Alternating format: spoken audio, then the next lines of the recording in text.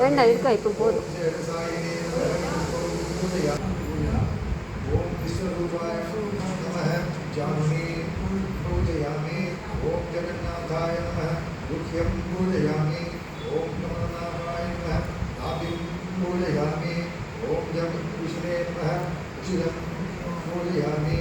தட்டு மேலே வச்சுடுங்கப்பா.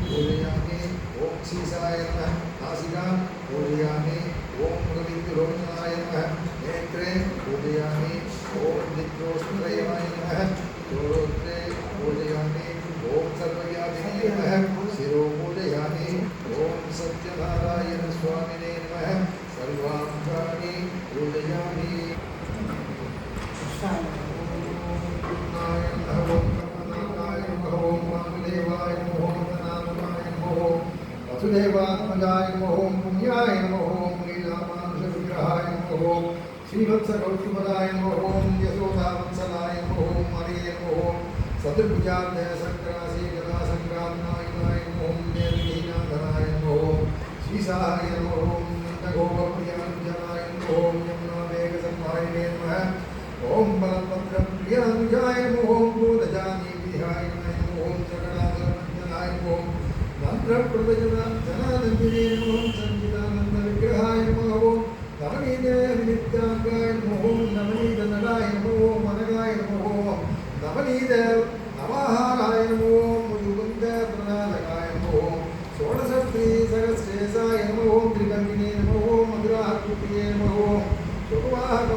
भक्तिविद्यये नमो ओम गोविन्दाय नमो योगिनां पदये नमो ओम भक्तनारायणाय नमो अनन्ताय नमो तेरगादुर्भञ्जनाय नमो त्रिनेकृत गणावर्ताय नमो यमुनाभिनय नमो वेत्रे नमो नमः श्यामलाय नमो गोपगोपीतराय नमो योगिने नमो सूर्य समप्रभाय नमो वीणापदये नमो प्रज्ञो ज्योतिषे नमो यादवेत्राय नमो गणोद्भवाय नमो वनमालिने नमो वेदवादने नमो पारिजाताय नमो गोवर्धनाचलवत्रे नमो गोपालाय नमो सर्वपालाय नमो मजाय नमो निरञ्जनाय नमो कामजनकाय नमो पञ्चलोचनाय नमो मधुर्ने नमो मधुरानाथाय नमो द्वारकानाथाय नमो नन्दे नमो वृन्दावनाचारिणे नमो तुलसीदामपूजनाय नमो श्यमन्त्रमह्यात्रे नमो नरनारायणात्मकाय नमो उच्चाकृष्णाम्बरदाय नमो मायिने नमो पूर्णवरदाय नमो मित्ररूपप्रदर्शनाय नमो सत्यवाचे नमो सत्यसङ्कल्पाय नमो सत्यवामारदाय नमो जैने नमो सुभद्रा पूर्वजाय नमो जिष्णवे नमो पुष्पमुक्तिप्रदायकाय नमो जगद्गुरवे नमो जगन्नाथाय नमो वेणुनाथ विलासनाय नमो ऋषभान वंशने नमो बाणान्तरे करान्तकाय नमो युधिष्ठप्रतिष्ठात्रे नमो पार्थसारथये नमो वैद्याय नमो गीतामृतमोदनाय नमो कालीय माणिक्य रञ्जित श्रीपदाम्बुजाय नमो दामोदराय नमो यज्ञपोत्रे नमो दानवेन्द्र विनाशकाय नमो नारायणाय नमो परब्रह्मणे नमो पन्नगासनाय वाहनाय नमो जलक्रीडा समासक्क गोपीवस्त्रहाराय नमो पुण्यश्लोकाय नमो तीर्थपादाय नमो वेदवेद्याय नमो दयानिधये नमो सर्वतीर्थात्मकाय नमो सर्वग्रहरूपिणे नमो परात्पराय नमः ओम नानाविधमन्त्रपुष्पाणि समर्पयामि पूज्याय नमो सुरभ्याय नमो परमात्मिकाय नमो वाजे नमो पद्मालयाय नमो पद्मायै नमो सुषये नमो स्वाहाय नमो सुदाय नमो सुदाय नमो धन्याय नमो हिरण्मयै नमो लक्ष्म्यै नमो नित्यभृताय नमो विभावन्यै नमो आदित्यै नमो नित्यै नमो दीप्ताय नमो वसुधाय नमो वसुधारण्ये नमो कमलाय नमो कान्ताय नमो क्षमाय नमो क्षीरो संभवाय नमो अनुग्रहप्रदाय नमो मुक्तये नमो मनगाय नमो मणिवल्लभाय नमो मन्दोपाय नमो अमृताय नमो दीप्ताय नमो लोकशोकविनाशिन्ये नमो ब्रह्मनिलयाय नमो उच्चै नमो शिवाय नमो शिवकर्यै नमो सत्यै नमो विमलाय नमो नित्यजनन्ये नमो कृत्यै नमो दारिद्र्यनाशिन्यै नमो श्रीलक्ष्म्यै नमो शान्ताय नमो शुक्लमाध्याम्बराय नमो श्रियै नमो भास्कर्यै नमो विवदयाय नमो परारोहाय नमो यशस्वन्यै नमो सुन्दराय नमो उदारङ्गाय नमो मन्यै नमो हेमवारण्यै नमो गन्धान्यकट्यै नमो सिद्ध्यै नमो श्रैण्यसौम्याय नमो शुभप्रदाय नमो शिवात्मिकाय नमो ज्ञानसम्पन्नाय नमो भुवनेश्वर्यै नमः ॐ श्रीलक्ष्मी अमृतोत्कलनामाय नमो नमः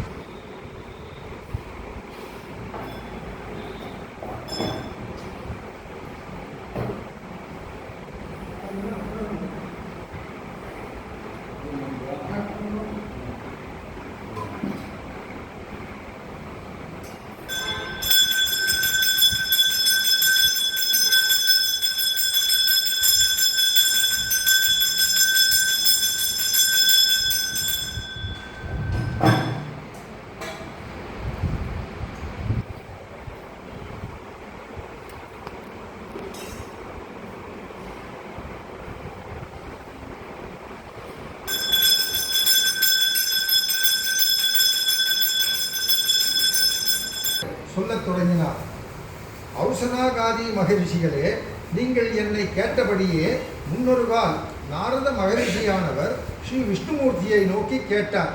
அப்படி கேட்ட நாரதருக்கு ஸ்ரீ விஷ்ணுமூர்த்தி திருவாய் மலர்ந்தருளிய ஒரு மகாவிரதத்தின் மகிமையை நான் உங்களுக்கு சொல்கிறேன், நிதானமாக கேளுங்கள் என்று சொல்லத் தொடங்கினார். ஓ மகரிஷிகளே, முன்னொரு காலத்தில் யோக சிரேஷ்டரான நாரதர் யோகானுகிரகம் செய்ய எண்ணி சகல லோகங்களையும் சுற்றி சஞ்சரித்து மனுஷலோகம் அடைந்து அங்கு ஜன்மித்து இருக்கும் பாப கர்ம குரூர ஆத்மாக்களை கண்டு இப்படி கஷ்டப்படும் பாப ஜன்மங்களை எந்த உபாயத்தினால் தீர்த்து சுக ஜீவிகளாகவும் மறுபிறப்பு இல்லாதவர்களாயும் செய்யலாம் என்று எண்ணியவராய் நாரதர் உடனே விஷ்ணு லோகத்திற்கு சென்று அங்கு நிர்மல் பொழுது மகாவிஷ்ணுமூர்த்தி, ஓ நாரதா, அவ்விரதத்தை அனுஷ்டித்தால் துக்க சோகாதி சாந்தியும் தனதானிய விருத்தியும் சௌபாகியமும் சந்தானமும் சர்வரஜ ஐக்கியமும் உண்டாகும். ஆகையால் இந்த விரதத்தை அவசியம் ஒவ்வொருவரும் அனுஷ்டிக்க வேண்டும். எப்போதாகிலும் எந்த மாதத்திலாவது இந்தப்படி மாநிலர்கள் விரதத்தை அனுஷ்டானம் செய்தால் இஷ்ட சித்தி அடைவார்கள். அதுவுமன்றி கலியுகத்திற்கு இந்த சத்யநாராயண விரதம் கோரிய பலனை கொடுக்கக்கூடியதே என்று முன்பு நாரதருக்கு ஸ்ரீ மகாவிஷ்ணு திருவாய் மலர்ந்தரடினார். அதை உமக்கு சொன்னேன் என்று சூட புராணிகர் சௌனாதி ரிஷிகளுக்கு சொல்லினர்.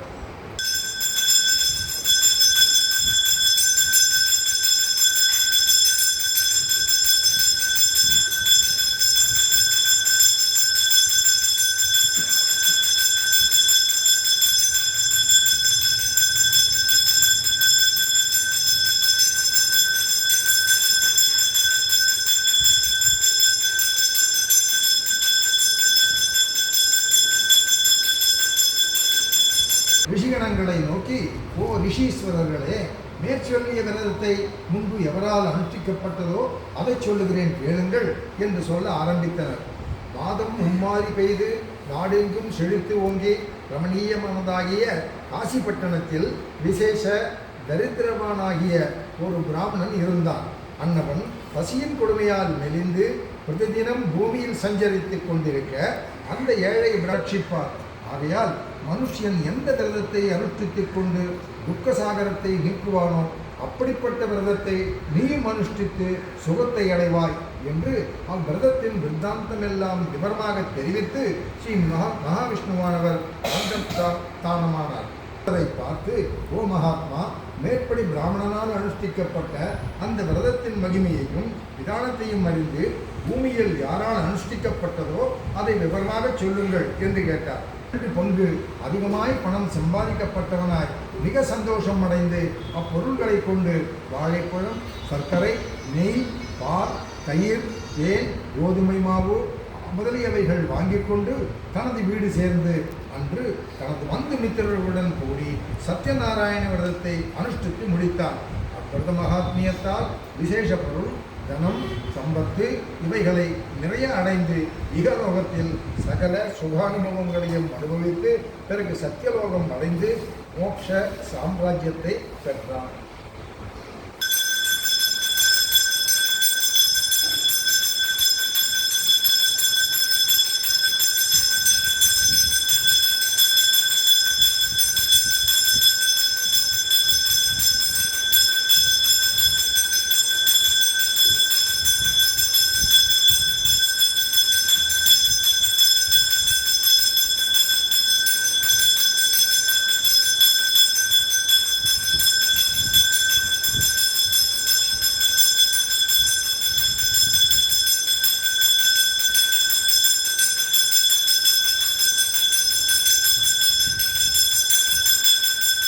அத்தியாயம்.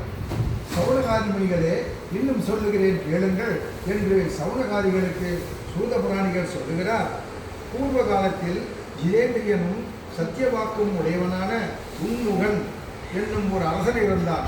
அவ்வரசன் பிரதிதினமும் தேவாலயத்திற்கு போய் தரிசித்து அங்குள்ள பிராமணர்களுக்கு தானம் கொடுத்து கொண்டு ரூபவதியாகிய தனது ஆவியுடன் கூடி ஓர் நதி தீரத்தில் சத்யநாராயண விரதத்தை அனுஷ்டித்துக் கொண்டிருந்தார். இதற்குள் சமரசித்தனாய் தன் பாரியை பார்த்து, நாயகி, நமக்கு நாராயணன் அனுகிரகத்தால் ஒரு புத்திர சந்தானம் உண்டானால் அதன் பொருட்டு இந்த விரதத்தை அனுஷ்டிக்கலாம் என்று சொல்லிவிட்டு தன் காரியங்களை பார்த்து கொண்டிருந்தார். இப்படி இருக்க சாதுவின் பத்தினியாகிய லீலாவதி என்பவள் ஒரு சத்யநாராயணன் அனுகிரகத்தால் கர்ப்பவதியாயிருந்து 10வது மாதத்தில் ஒரு பெண் குழந்தையை பெற்றெடுத்து அந்த குழந்தையை மிக அருமையுடன் தினே தினே பாலச்சந்திரனைப் போல வளர்த்து வந்தார். அந்த குழந்தைக்கு கலாவதி என்று பெயர் வைத்து சந்தோஷத்துடன் காலத்தை கழித்தனர். பிறகு ஒரு நாள் லீலாவதி தன் கணவன் முன்பு பிரார்த்தித்து கொண்ட பிரார்த்தனையை செய்து முடிக்க எண்ணியவளாய் சாதுவை பார்த்து, ஓ நாதா, தாங்கள் முன்பு ஒரு நாள் நமக்கு புத்திர சந்தானம் உண்டானால் சத்யநாராயண விரதம் அனுஷ்டிக்கலாம் என்று சொன்னீரே, தான் களவாடினார்கள் என்று அவர்களை பிடித்து கட்டி விலங்கு பூட்டி ராஜசமூகத்தில் கொண்டு போய் நிறுத்தினார்கள். அப்படி கொண்டு வந்த வைசேரை பார்த்து அரசன் கோபித்து அவர்களை காராகிரகத்தில் அடைக்கும்படி ஆக்ஞாபித்தார். பிறகு அரசன் அவ்வைசியரிடம் இருந்த சொத்துக்கள் யாவும் கன்வசப்படுத்தி கொண்டார். இதே பிரகாரம் சத்யநாராயண சுவாமியின் சாபத்தால் இந்த சாதுவின் வீட்டில் லீலாவதியும் தமது வீட்டிலுள்ள சொத்துக்கள் யாவும் நண்பர்களால் களவாடப்பட்டு மிகவும் துக்கவதியாய் போய்விட்டார். மன்னவர்களின் மகள் கலாவதி என்பவள் பசியினால் மெலிந்து சிந்தையுடன் இருந்தாள். பிறகு ஒரு நாள் அவ்வரசன் புறஜனங்களுடன் கூடி சபைக்கு ஏகி உட்கார்ந்து கொண்டு தான் கண்ட சொப்னத்தை சொல்லி சிறைச்சாலையில் தன்னால் பாதிக்கப்பட்டு இருக்கும் வைசியர்களாகிய சாதுவையும் அவன் மருமகனையும் சிறை நீக்கி இங்கு சீக்கிரமாய் வரும்படி செய்யுங்கள் என்று சொல்லி அனுப்ப தூதர்கள் சென்று சிறைச்சாலையில் இருந்த வைசியர் இருவரின் விலங்குகளை நீக்கி விடுதலை செய்வித்து அரசனிடம் அழைத்து வந்தார்கள். வைசியர் இருவரும் அரசனுக்கு நமஸ்கரித்து தனது பூர்வ கர்மத்தை நினைத்து மௌனமாய் நின்றார்கள். அரசன் அவர்களை பார்த்து, தெய்வவசத்தால் இந்த துக்கம் உனக்கு ஏற்பட்டது, இனி யாதொரு பயமும் இல்லை என்று சொல்லி அவர்களை ஆதரித்து உடனே க்ஷவரம் செய்வித்து புதிய வஸ்திர ஆபரணங்களை கொடுத்து அலங்கரிக்க செய்து அவர்களுக்கு சந்தோஷமாகும்படி வினயமாய் பேசி முன் தான் சுவாதீனப்படுத்தி கொண்ட திரவியத்திற்கு 2 பாகம் அதிகமாக கொடுத்து, ஐயா, வைசிக சிகாமணிகளே, உமது இருப்பிடம் செல்லுங்கள் என்று சொல்ல அரசனிடம் விடைபெற்று வைசியர்கள் தமது சொந்த நகரை நோக்கி புறப்பட்டார்கள்.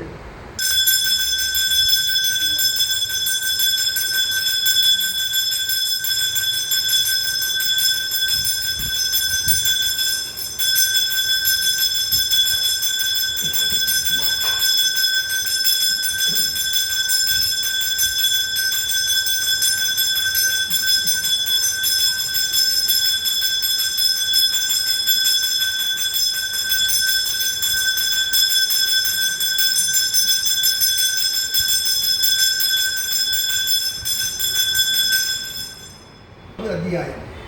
அப்படி தமது நகரத்தை நாடி புறப்பட்டு தனது பொருள்களில் கப்பலில் பத்திரப்படுத்தி கொண்டு சில பிராமணர்களுக்கு தானம் கொடுத்து போகும்போது ஸ்ரீ சத்யநாராயண சுவாமி திரிகண்ட வேஷதாரியாகிய வைசியர்களை பார்த்து, அப்பா, நீங்கள் ஏன் ஒருவாறு வாரிய முகத்துடன் இருக்கிறீர்கள்? இருக்க உமது கப்பலில் என்னென்ன பொருட்கள் இருக்கிறது என்று கேட்டார். அதற்கு அந்த வைசியர்கள் அவரை இன்னார் என்று மதியாமல் பரிகாசமாய், ஓ பிராமணனே, எமது கப்பலில் உள்ள பொருட்களை அபகரிக்க எண்ணினாயா? அதில் அப்படிப்பட்ட பொருட்கள் எதுவும் இல்லை, ஆத்திரங்கள் தவிர மற்றும் ஒன்றுமில்லை என்று சொல்ல கபட வேஷதாரி கேட்டு, ஓ சாது, நீங்கள் சொல்லியபடி உண்டாக கடவுது என்று மன கப்பலில் பொருள்கள் யாவும் இருக்க கண்டு சந்தோஷித்து அந்த கப்பலில் ஏறி ஸ்ரீமன் நாராயண தியானம் செய்து கொண்டு கப்பலை நடத்தி தனது இருப்பிடத்தில் உள்ள துறைமுகம் வந்து சேர்ந்தார்கள். அப்படி சேர்ந்ததும் காவற்காரன் ஒருவனை அழைத்து பக்தியுடன் தன்னை பூஜிக்கும் சாதுவாகிய பக்தனின் கூக்குரலை கேட்டு ஸ்ரீ வைகுண்டவாசனாகிய சத்யநாராயண பக்த வாத்சல்யனான கருணாகரன் சாதுவுக்கு பிரத்யட்சமாகி, ஓ பக்தனாகிய சாது, பயப்படாதே, கவலையுறாதே, உனதையை பந்து மித்திரருடன் கூடி பௌர்ணமியிலும் சங்கராந்தியிலும் இடைவிடாது செய்து கொண்டிருந்தது. அதனால் ஈக லோக சுகானுபவங்களை பெற்று பரலோகத்தில் மோட்சமடைந்தனர் என்று சூதர் சௌனகாதியருக்கு சொல்லி அருளினார்.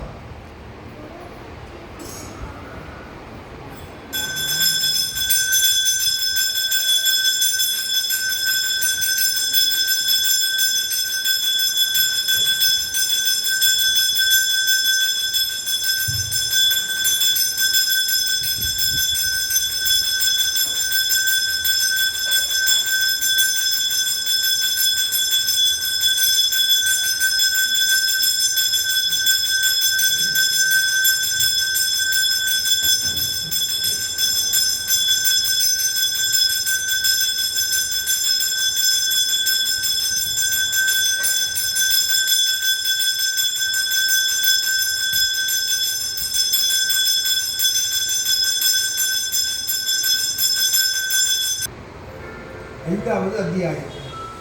இந்த பிரகாரம் விவரமாகிய சத்யநாராயண விரதத்தை சூத புராணிகளால் சொல்ல சௌனகாதி ரிஷிகள் மிகுந்த சந்தோஷத்துடன் கேட்டு ஆனந்த பரவசர்களாய் மறுபடியும் சூத புராணிகளை பார்த்து, ஓ மகாத்மா, இன்னும் இந்த விரதத்தை யாரால் அனுஷ்டிக்கப்பட்டதோ அதையும் சொல்லியருள வேண்டும் என்று கேட்டனர். அதற்கு சூதர், கேளுங்கள் சௌகாதிகளே, ஓ ராஜ்யத்தில் நீதி தவறாமல் பிரஜைகள் உத்திரப்பேற்றின் பதத்தை மறுபடியும் பெற்று இகலோகம் சுகானுபவங்களையும் அனுஷ்டித்து பரலோக சித்தியை பெற்று மோட்சமடைந்தார். ஆகையால் எவரேனும் துர்லபமாகிய ஸ்ரீ சத்யநாராயண விரதத்தை இடைவிடாமல் அனுஷ்டிக்கிறார்களோ அவர்கள் நாராயணனருளால் தனதானிய புத்திர சம்பத்துக்கள் அடைந்து தரித்திரம் நீங்கி குபேர சம்பத்தை பெற்று வியாதி நீங்கி சுகஜீவிகளாய் பூத பிரேத பிசாசு ஏவல் பின்னி சூன்யம் முதலிய தோஷங்கள் நீங்கி கோரிய வரங்களை பெற்று பிறகு மோட்ச சாம்ராஜ்யத்தை அடைவார்கள். ஆகையால் சௌனகாதி ரிஷிகளே, எவ்விரதத்தை செய்து மனுஷியன் முக்தியை அடைவானோ அந்த சத்யநாராயண விரதத்தை உமக்கு சொன்னேன். இதுவுமன்றி கலியுகத்தில் இந்த விரதத்தை பிரதி பௌர்ணமியில் ஒவ்வொருவரும் தவறாது அனுஷ்டித்தல் வேண்டும். இதனால் மேற்கூறிய நற்பலன்களும் மோட்ச சாம்ராஜ்யமும் உண்டாகும் என்று சொல்லி சூத புராணிகர் கதையை முடித்தனர். சௌனாதிகாரியர் நமஸ்கரித்து அவரவர் இருப்பிடத்திற்கு சென்றார்கள். ஸ்ரீ சத்யநாராயண விரதம் முற்றிற்று.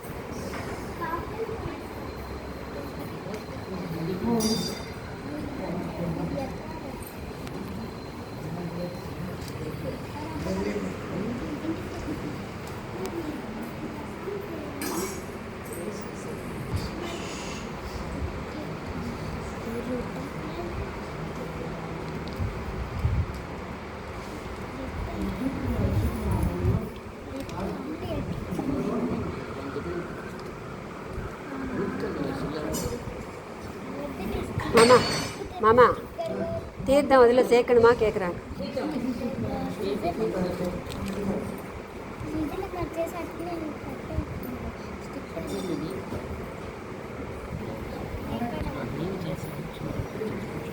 చూడు నీకు కూడా అలా పూవిస్తారు, దేవుడికి వెయ్యాలి. ఓకే, చూడు చూడు చూడు ఏం చేస్తున్నారు వాళ్ళు.